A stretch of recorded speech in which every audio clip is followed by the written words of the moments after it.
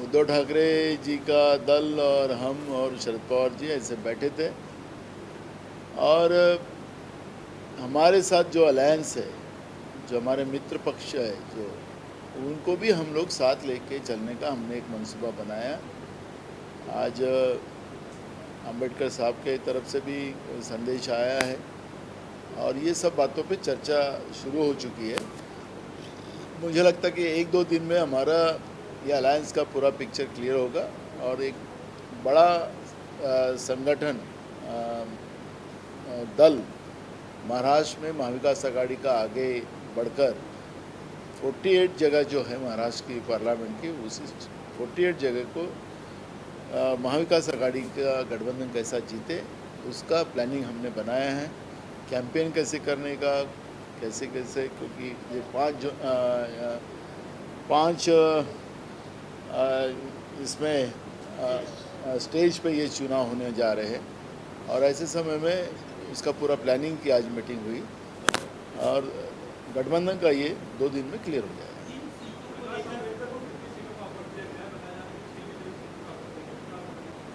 देखो, बैठ के बात कर रहे हैं हम लोग, चल रहा है, उसमें चर्चा चल रही है, वो जब अंतिम होगा तब हमें बताएंगे।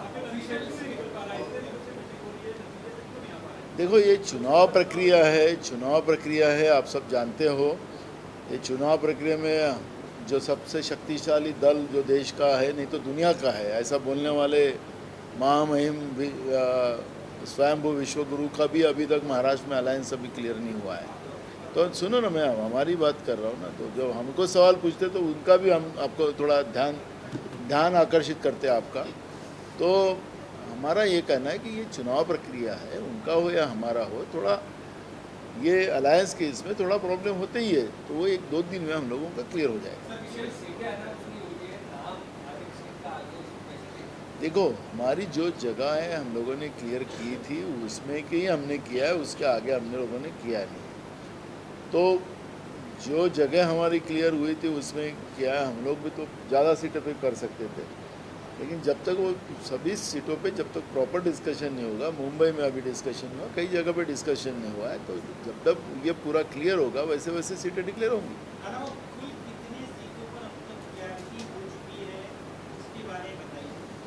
पास में सभी जगह पे हुई है। वो आपको कहा है कि हमारी जो मित्र पक्ष है उनसे भी बात चल रही है।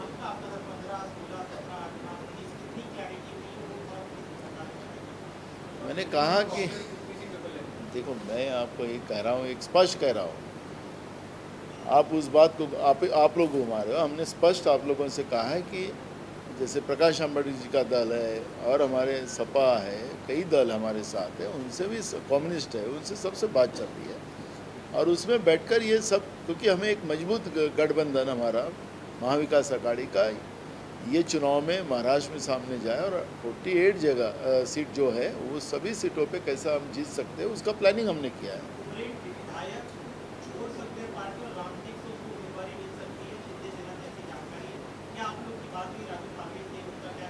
राजू बर्वे परसों के दिन आपके साथ थे, हमारे साथ थे। आप कोई चैनल उसको चला रहा था और वो बता रहा था कि मैं तो इधर ही हूँ। तो ये चर्चा का विषय चलते रहेगा। अभी हमने कहा कि इलेक्शन की एक बार टिकटों का महायुति में भी फाइनल होने जान दो, तो देखो कैसे कैसे पोला फूटता है उधर भी।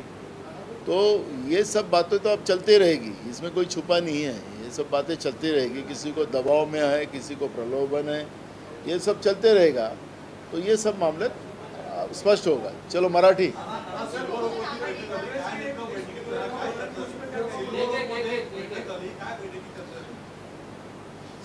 आज पवार साहेब, काँग्रेस पक्षाच्या वतीनं आम्ही आणि उद्धव ठाकरे साहेबांकडून संजय राऊत आम्ही सगळेजण बसलो आणि त्याच्यामध्ये आमचे जे अजून मित्रपक्ष आहेत त्यांच्यासोबतही त्या ठिकाणी बोलणी सुरू झालेली आहे आणि याच्यामध्ये सामोपचाराने या सगळ्या जागांची क्लॅरिटी होईल आणि एक मजबूत महाविकास आघाडीचं गठबंधन महाराष्ट्रात जाऊन 48ही जागा कशा जिंकता येईल याच्यावरचं आम्ही आज चर्चा केलेली आहे। प्रचाराच्या दृष्टिकोनातून सगळेजणांनी एका मंचावर कुठं कुठं प्रचाराला जायचं, कुठल्या सभा करायच्या, त्याच्यावरचंही एक डिस्कशन आमचं झालेलं आहे। तो पण प्लॅन आम्ही बनवणं सुरू केलेला आहे।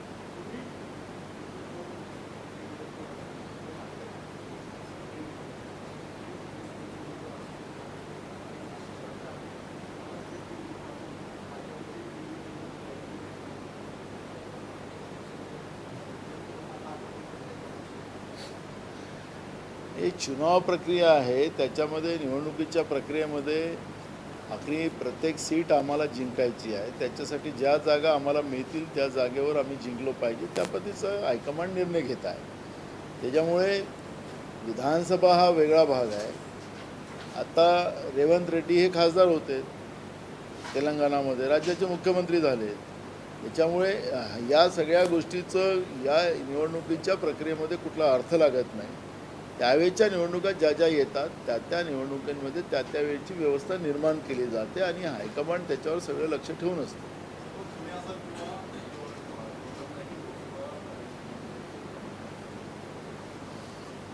असं तुमच्या टी व्हीवर चर्चा आहे.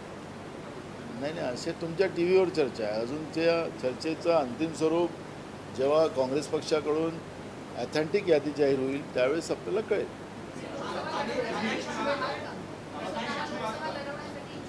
मला काय, मी पार्टीचा सिपाही आहे. पार्टीच्या आदेशाचं पालन करणारा मी कार्यकर्ता आहे. मागच्या वेळेस नागपूरला निवडणूक लढायला सांगितली, मी लढली आणि मजबूतीने लढली. हे तर आपल्याला सगळ्यांनाच माहिती आहे. त्याच्यामुळे जे काही पक्षाचे आदेश येतील त्याचं पालन करणं हे पक्षाचा सिपाही म्हणून माझं काम आहे.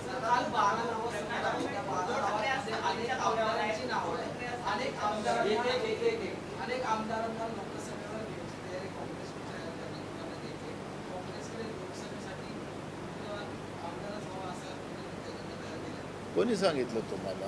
आम्ही आणि कालच्या ज्या काही यादी आपण पाहिली असेल त्याच्यामध्ये तो आमदार पण नाही आहेत काही लोक. मूळ प्रश्न आहे की ज्या ज्या ठिकाणी जे जे मेरिट आहे, जे सर्वेमध्ये नावं आलेली आहेत त्याच्या आधारावर आम्ही घेतलेला निर्णय आहे. आणि आमचा निर्णय जवळपास सगळ्यांनीच त्याला मान्य करतात आहे. जे काही नावं टेंटिटी आलेली आहेत त्याच्याप्रमाणे 1-2 जागेमध्ये जे आहेत अजूनपर्यंत मी तेच सांगतो तुम्हाला की जी चाचपणी तुमच्या माध्यमातून जी बाहेर आलेली आहे त्याच्यामध्ये 100% ते बरोबर आहे असं मी मान्य करत नाही. त्याच्यामध्ये काही बदलाव तुम्हाला पाहायलाच मिळेल. पण त्याच्यामुळे ही जी काही चाचपणी तुमच्या माध्यमातून झालेली आहे ती आम्हाला पॉझिटिव्ह आलेली आहे. हां, मी तुम्हाला 90%.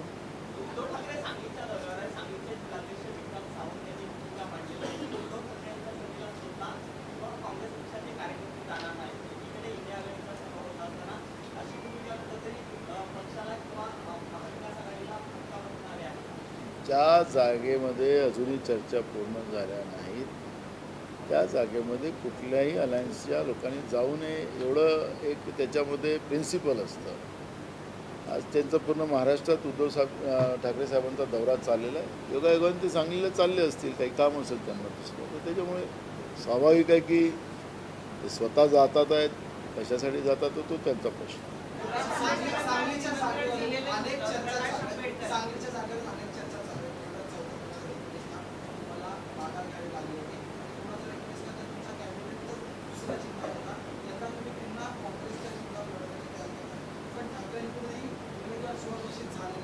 स्वघोषित आहे ना, तुम्हीच सांगितलं ते स्वघोषित आहे. स्वघोषित तुम्हीच सांगितलं. नाही त्यांनी नाही मराठी चल रहा है. नाही मराठी चल रहा है. मराठी चल रहा है.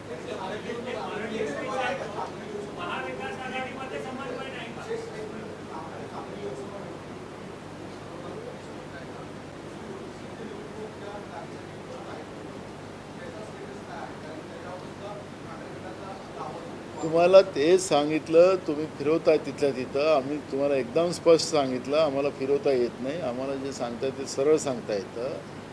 आमचं अजून आमच्या मित्रपक्षाशी चर्चा चालू आहे. थोड्याशा जागेचा अदलाबदला होईल ते तुम्हाला मगापासून इंडिकेशन देतो आहे. तर ते तुम्हाला सांगतो. तर तुम्ही येऊन जाऊन ते लढणार की नाही, ते लढणार की नाही, तुमचं महाआघाडीमध्ये एकमत आहे की नाही, हे असे प्रश्न तुम्ही विचारताय. तुम्हाला मी जे सांगितलं ही लाईन आमची बरोबर आहे आणि हे आम्ही ठरवून सगळ्या पक्षाचे लोक आम्ही हे मांडतोय.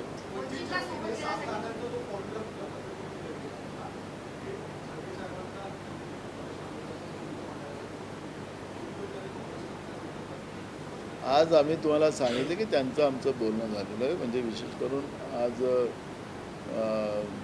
जयंत पाटील त्यांच्यासोबत बोललेत. मिसेस आंबेडकर पण बोलल्यात आणि त्याच्यामधून आता मार्ग काढतो आम्ही आणि त्या सकाळी बसून आम्ही सगळे लोक तिघेही आम्हाला सेपरेट नाही, आमचं महाविकास आघाडी म्हणूनच आम्ही सगळे लोक निर्णय घेऊ. त्यामुळे आजच चर्चा झाल्या. त्याच्यामुळे आम्ही तुम्हाला सांगतो की 1-2 दिवस लागेल याला. 1-2 दिवसामध्ये हा प्रश्न निकाली.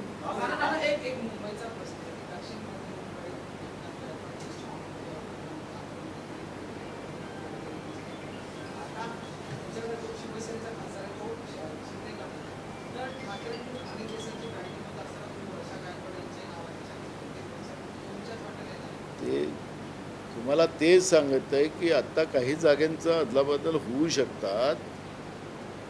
मित्रपक्षाच्या विचारामुळे काही बदलाव होतात ते तुम्हाला सांगत आहे. तर तुम्ही तिथंच तुमचं मर्फीच्या रेकॉर्डसारखं ते लटकताय रिंग, तर तुम्ही उत्तर काय देऊ?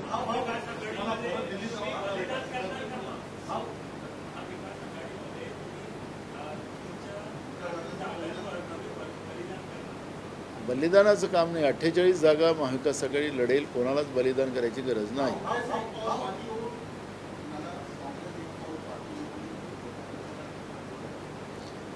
आम्ही पाठी आणि उठी असं नाही करणार आहोत. 48 जागा, कारण की भाजपला महाराष्ट्रातून परास्त करणं हाच आमच्या महाविकास आघाडीचा मुख्य प्लॅन आहे आणि त्याच पद्धतीची ही तयारी आम्ही करतो.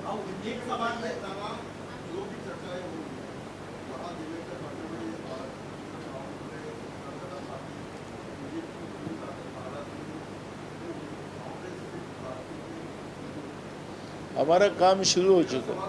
हाँ,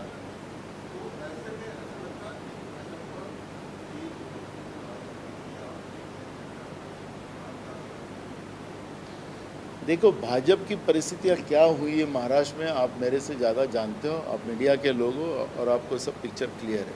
भाजपा डरी हुई है महाराष्ट्र में. गुजरात में जब चुनाव आप ले रहे हो तो एक ही फेज़ में ले रहे हो. महाराष्ट्र में 5 फेज में लेने की क्या जरूरत थी? उनकी सरकार है महाराष्ट्र में. क्या कानून व्यवस्था बिगड़ी हुई है? क्या आतंकवादी और नक्सलवादी है पूरे महाराष्ट्र में कि इनको उसके सिक्योरिटी के हिसाब से उनको 5 फेज में इलेक्शन लेना पड़ा? गुजरात और महाराष्ट्र में इतना डिफरेंस क्या है कि तुम्हें 5 फेज में चुनाव लेनी पड़ी? इसका जवाब तो उनको बीजेपी को देना पड़ेगा. इतना लंबा समय महाराष्ट्र में ये चुनाव की प्रक्रिया करवाना, ये तो बीजेपी का डर है ये कि 5 फेज में इलेक्शन करके उनके नेताओं को ज़्यादा समय कैसा मिले और कोई भी हालत में झूठ मूठ बोलकर, झूठे सपने दिखाकर और जितना हमको कैसा है उसकी कोशिश, असफल कोशिश वो लोग कर रहे हैं और उनकी हार तय है. और इसलिए ये कोशिश कर रहे हैं, करने दो.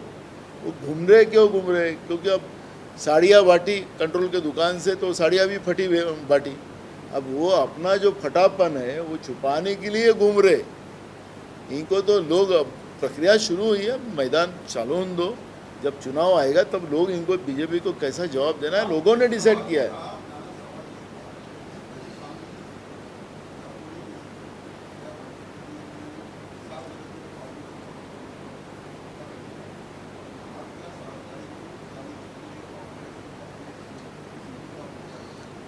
ये बलिदान का इशू नहीं है. एक्चुअली हम तुमको बार बार ये कह रहे हैं कि ये बलिदान का कौन अपर हैंड ले रहा है, कौन छोटा हो रहा है, ये बात नहीं है.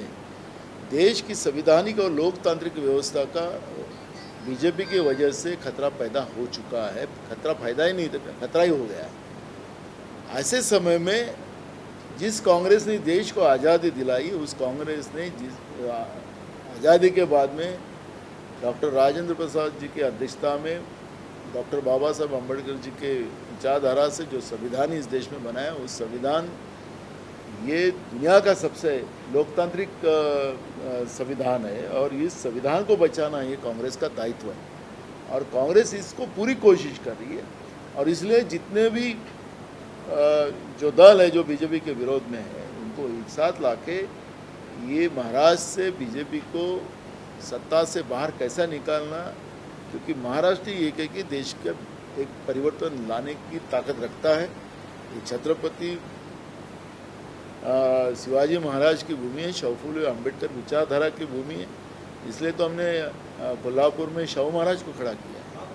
तो ये विचारधारा जो है, ये विचारधारा इस देश की लोकतांत्रिक व्यवस्था को मजबूत बनाने का काम करती है और इसलिए हम लोगों की कोशिश है कि इसमें पूरी तरह कहीं पे भी कोई लैकुना ना रहे, ये कोशिश हम लोग कर रहे हैं। तो इसमें बलिदान का शब्द नहीं आता। ये देश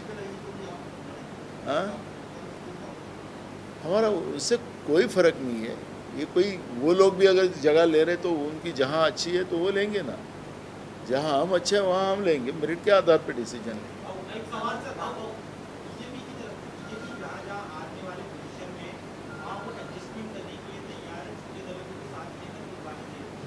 कहाँ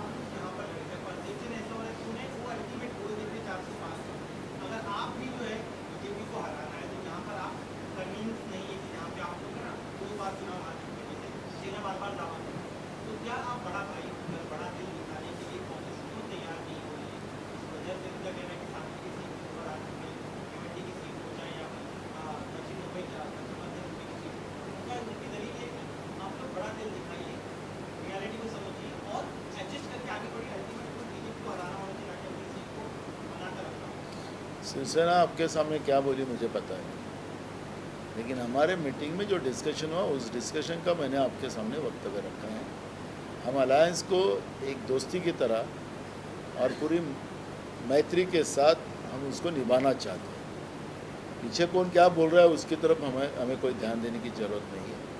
हमारा स्पष्ट है, हमारी लाइन स्पष्ट है। और हमारे नेता राहुल गांधी जी ने जब पूरे देश की पदयात्रा की, 10,000 किलोमीटर को उन लोगों ने जिस तरह से लोगों की भावना और जन भावनाओं को समझकर जो हम लोगों ने 5 गारंटीज़, विशेष करके जो महिलाओं के लिए 5 गारंटी, युवाओं के लिए 5 गारंटीज़, किसानों के लिए 5 गारंटी, कामगारों के लिए 5 गारंटी और युवाओं के लिए 5 गारंटी, ऐसे 25 गारंटी हमने दी है। और राहुल गांधी जी को जो लोगों ने भावना रखी, जनमत को उनको न्याय देने के लिए उस तरह का एक विश्वास जनता के बीच में हमने डाला है। अलायंस में ये सब चीज़ें चलते रहेंगी, लेकिन हमारा मंसूबा और हमारा मकसद एक ही है कि देश जो बर्बादी की कगार पर बीजेपी ने खड़ा करने का काम किया है उसको मुख्य धारा में लाना, ये हमारी कांग्रेस की कोशिश है। और इसलिए जो हमारे मीटिंग में जो डिस्कशन हुआ उसके बारे में हमने आपको बात रखी। पीछे में और कोई बात करता है तो उसका जवाब देने के लिए मेरे पास कोई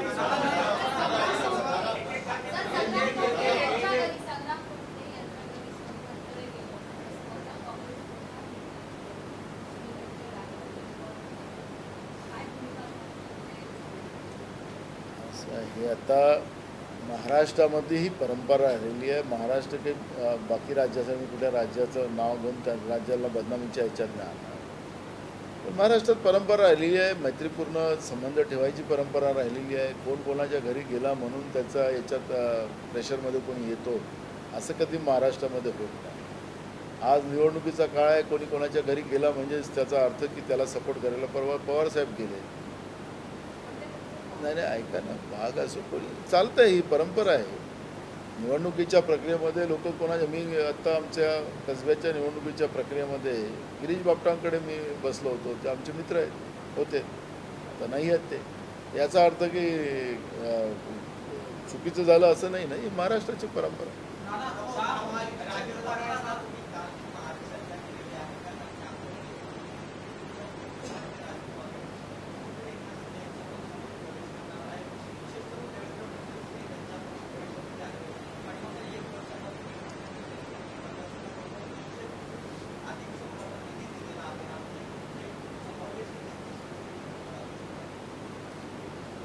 मला हे कळत नाही, महाराष्ट्रातल्याच आमदारांच्या मतदारसंघात पैसे दिले तर महाराष्ट्राच्या बाहेर तर नाही दिलेत ना।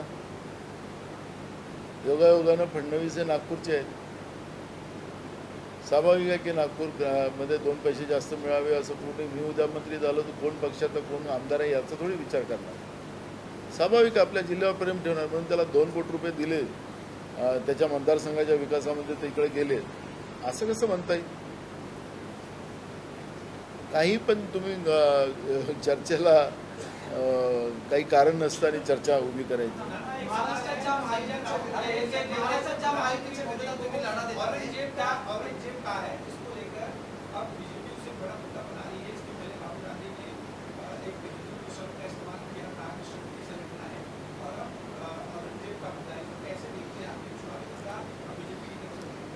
मुझे बीजेपी के पास कोई मुद्दे ही नहीं। राहुल गांधी जी ने शक्ति का नाम लिया। शक्ति हिंदू में शक्ति को बहुत बड़ा महत्व है, लेकिन दो शक्ति है, एक रावण की शक्ति है और एक भगवान श्री राम की शक्ति है।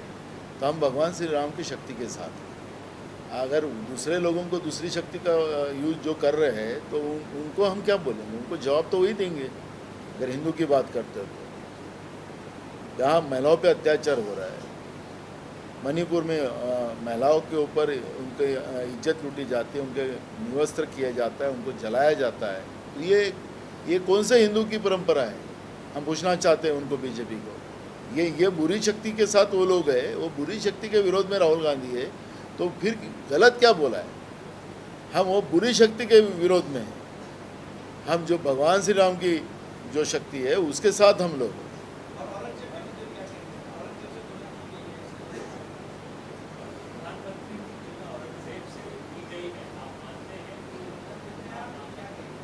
आप संजय राउत से पूछिए, सुबह 9 बजे संजय राउत से पूछिए।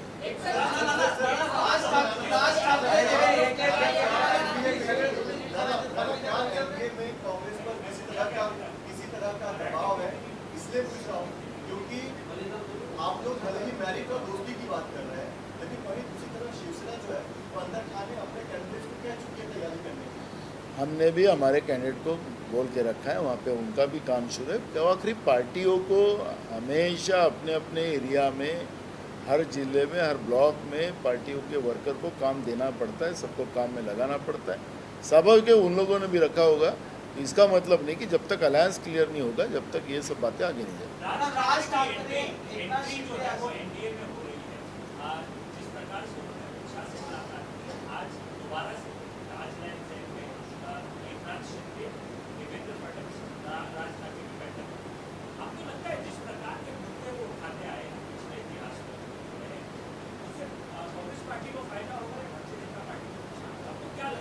नहीं, हमारा एकदम मकसद है, जैसा हमने शुरुआत में ही कहा कि जब 5 फेज़ में महाराष्ट्र में जब चुनाव लगी तो बीजेपी डरी। जो कल तक इनके वीडियो लगा रहा था, वो वीडियो लोगों के साथ ये लोग बैठ रहे हैं। तो हमें उनके अलायंस में कोई फ़र्क नहीं पड़ता। हमें कौन क्या अलायंस जोड़ना है, उनको क्या करना है, वो उनका व्यक्तिगत मामला है, उसके बारे में हम लोग आज बात नहीं करेंगे। लेकिन जब चुनाव प्रक्रिया शुरू हो जाएगी और जब इनका अलायंस जो आएगा तो वीडियो हम भी लगाएंगे ना। नाही झालं सांगितलं काय।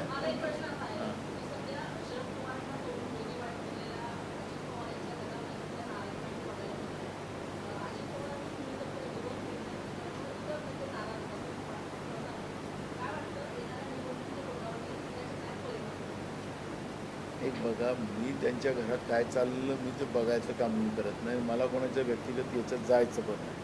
तुम्ही ज्यांच्या पक्षात काय चाललेलं आहे, गडबडीत चालले आहे, त्यांना विचारा, आम्हाला काय माहीत त्यांच्याबद्दलचं। त्यांचा अगर सख्खा मित्र बीजेपी झालेला आता, त्यांना विचारा। थँक्यू।